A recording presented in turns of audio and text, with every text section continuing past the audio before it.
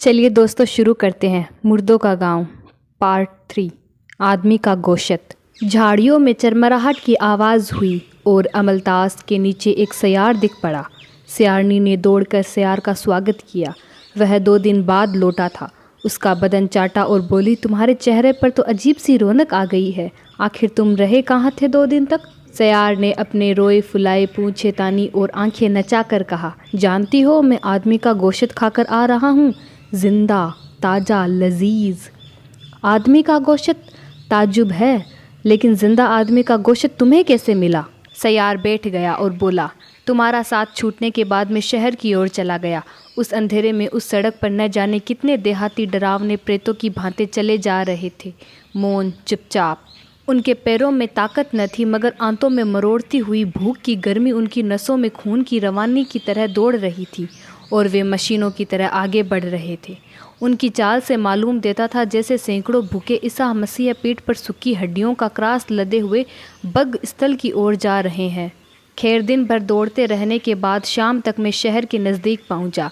वह शहर का किनारा था और वहां से फौजी घास के मैदान शुरू हो जाते थे। सामने 2 बड़ी ऊंची ऊंची कोठियां थी और उनके सामने सड़क के दूसरी ओर एक टूटा हुआ कच्चा झोंपड़ा। मैंने झोंपड़े में झांका। एक बूढ़ा कंकाल घुटनों के पेट दबाकर सर झुकाए बैठा था। झोंपड़े की एक कोठरी में एक बच्चा कह रहा, पानी। बूढ़ा उठा मगर लड़खड़ा गया। अपने कमज़ोर और सूखे हाथों से उसने दीवार थामी और एक हाथ में पानी का बर्तन लेकर बच्चे की ओर बढ़ा।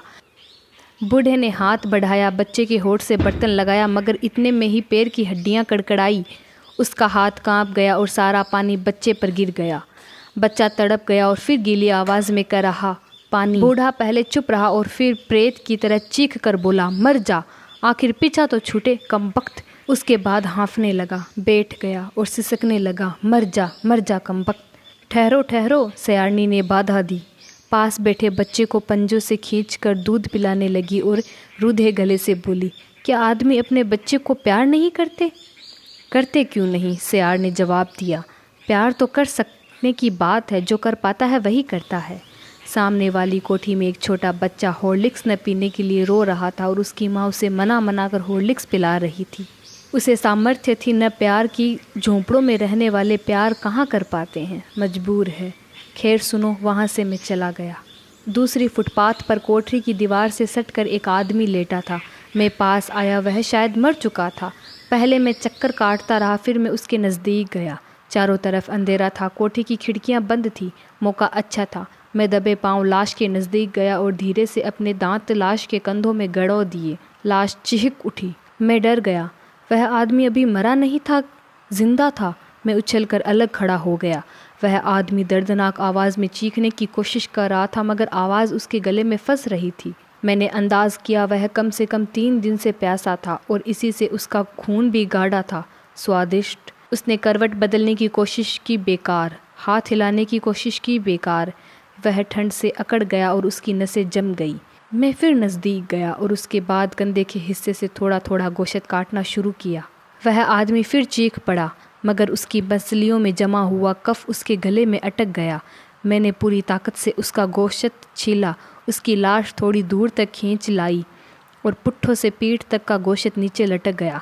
वह आदमी एक जमी हुई चीख मार कर बेहोश हो गया। उसके बाद बेहोशी में तो कोई बाधा ही ना थी। मैंने धीरे धीरे आसानी से खाना शुरू किया, मगर सुबह हो चली थी। पास की कोठी में लोग जग गए थे। ऊपर की छत से किसी ने रात का रखा हुआ ठंडा पानी नीचे फेंक दिया। पानी बर्फ़ की तरह सर्द था। मेरे ऊपर कुछ छींटे पड़ी और मैं भाग गया। वह पानी सारा का सारा उस बेहोश और भूखी लाश पर पड़ा। ताज़े ज़ख्मों पर काटता हुआ बर्फीला पानी पड़ा और वह आदमी तड़प गया। उसकी नसें छटपटा गई, मगर मौत की तरह गंभीर कोशिश करने पर भी उसके मुंह से एक भी आवाज़ न निकली। दिन हो गया। मैं पास की झाड़ी में छिपा रहा। जाड़े की हल्की सुनसनी धूप कोठी की दीवारों पर पड़ रही थी।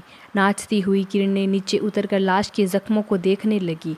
किरणों की गर्मी ने धीरे धीरे उस आदमी की जकड़ी हुई नसों के बंदों को खोला और उस आदमी ने पलकें उठाई, करवट ली और दर्द से तड़प उठा। उसका मुंह खुला हुआ था और उस पर पास की नालियों से उड़कर मक्खियाँ भिनकने लगी।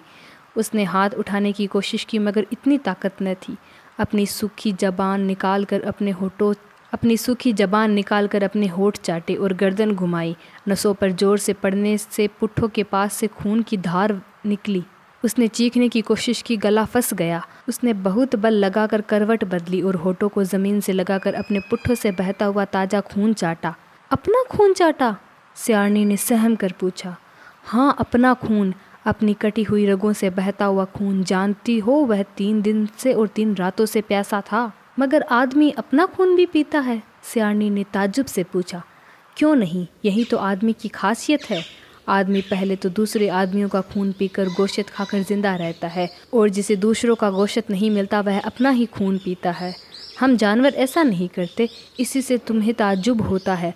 मगर हम जानवरों की सारी कमी इंसानों ने पूरी कर दी है, इसीलिए तो आदमी जानवरों से बड़ा माना जाता है।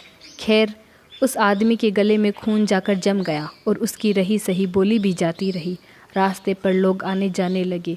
दुकान खोलने जाता हुआ एक बनिया फुटपाथ पर आ रहा था। लाश देखकर वह झिझका और झल्ला कर बोला, जहाँ देखो कमबख्त मक्खियों की तरह मर जाते हैं, आने जाने का रास्ता तो कम से कम छोड़ दें। भारी दिन किसी तौर कट गया। रात आई और मैं मौका पाकर फिर उसके पास गया और धीरे धीरे उसका गोश्त खाने लगा।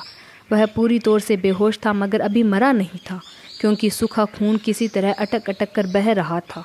इतने में सामने वाली खिड़की खोलकर कोई बोला, कुत्ते को मार कर भगा दो। जवाब मिला, जाने दो, वह उस भिखारी के जख्म चाट रहा है। कुत्ते के चाटने से जख्म अच्छे हो जाएंगे। लोग जग गए थे। मैंने जल्दी से उसके दिल का एक लोथड़ा नोचा और चला गया। हालांकि मैं दिन भर सोया था, मगर मुझसे चला नहीं जाता था। आदमी का गोश्त खाने से शायद चर्बी जल्दी बढ़ जाती है।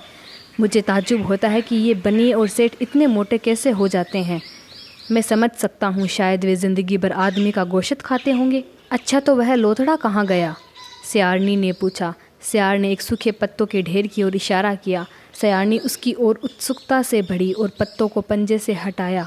नीचे एक मांस का लोथड़ा था। सियारनी ने नज़र भर सियार की ओर देखा और उसके दांत गड़ोए और एकाएक उछल कर पीछे हट गई। क्या हुआ? सियार ने पूछा। यह आदमी का गोश्त नहीं है। तुमने धोखा खाया है। इसमें कहीं गर्मी नहीं है, लज्जत नहीं है। इतना चिमड़ा कहीं आदमी का गोश्त होता है? नहीं नहीं, यह साफ आदमी था। सियार ने प्रतिवाद किया। क्या मैं आदमी नहीं पहचानता? ऊंची धोती लपेटे पास के किसी गांव का कोई एक देहाती भूख मरा। देहाती भूख मरा? तभी तो मैं कहती हूँ कि ये आदमी नहीं था। क्यों? ये लोग कहीं आदमी होते हैं? भूख से सूख सूख कर मर जाने वाले, गुलामी की घुट घुट कर मिट जाने वाले कहीं आदमी होते हैं? सियार ने शर्म से सिर झुका लिया। उसने एक गुलाम भूखमरे का गोश्त खाया था। गुलाम भूखमरे जो आदमी नहीं होते। तो दोस्तों, यही थी धर्मवीर भारती द्वारा लिखित मुर्दों के गांव का 3रा चैप्टर, आदमी का गोश्त। हम अपने अगले वीडियो में इसी कहानी का नेक्स्ट चैप्टर, बीमारियां, उसके बारे में बात करेंगे। धन्यवाद।